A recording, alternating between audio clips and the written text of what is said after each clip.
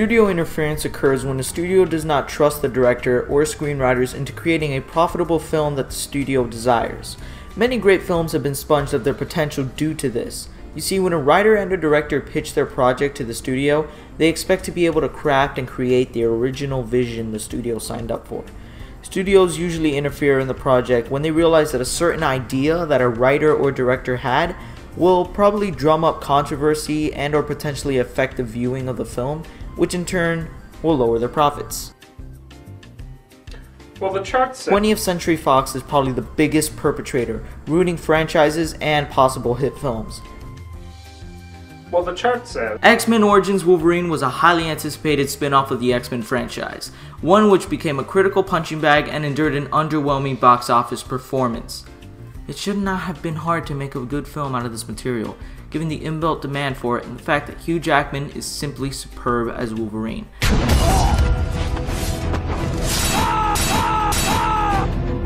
But 20th Century Fox managed it anyway. Deadpool, played by Ryan Reynolds, was for the most comic book nerds the talking point of the film, given how popular the character is. But Fox executives decided that his character had to be toned down in order not to detract from Hugh Jackman's presence. Thus, the Merc with the mouth is turned into a genetic experiment in the final reel, who, get this, has his mouth sewn shut. You are everything that's wrong with entertainment!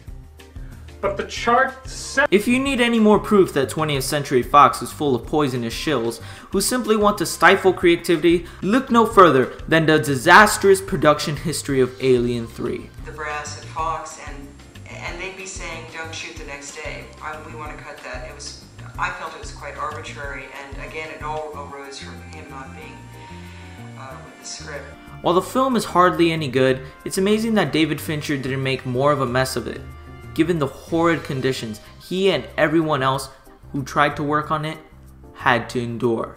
I think the biggest problem David had was that we never had a concrete draft of a script to go by. And here he is directing his first movie, following in the likes of Ridley Scott and James Cameron. And, you know, it is very difficult to balance all of those things. And I think that when you go through any production, it's difficult, it's hard. I think when you go through your first one without a script, it's even harder. Fox managed to scare away Rennie Harlan and Vincent Ward with their controlling antics, trying to force Sigourney Weaver on them, before deciding to work with Fincher, believing that his limited experience would make him easy to control. Fincher bit back though, filming scenes that Fox demanded he couldn't, though Fox ended up locking him out of the editing room and holding deliberately awful test screenings to justify editing the film the way they wanted. Oh, and the documentary about all this had to be edited down before it could be included on the Alien Quadrilogy DVD. Madness. It's amazing to me that Fox is #1 studio in the country because they're all such a bunch of morons. All such a bunch of morons. All such a bunch of morons. well, the chart says Fan 4 Stick is of course the latest mess that Fox caused.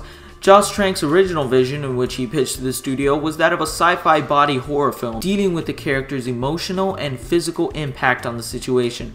However, months before the release, the studio realized that it would be a huge risk to release the film, because it was not meant to be a typical superhero movie, resulting in the children demographic not being able to understand or enjoy the film for what it was. So Fox reshot over half the movie without the director's permission and added major plot and script changes. This thing. It's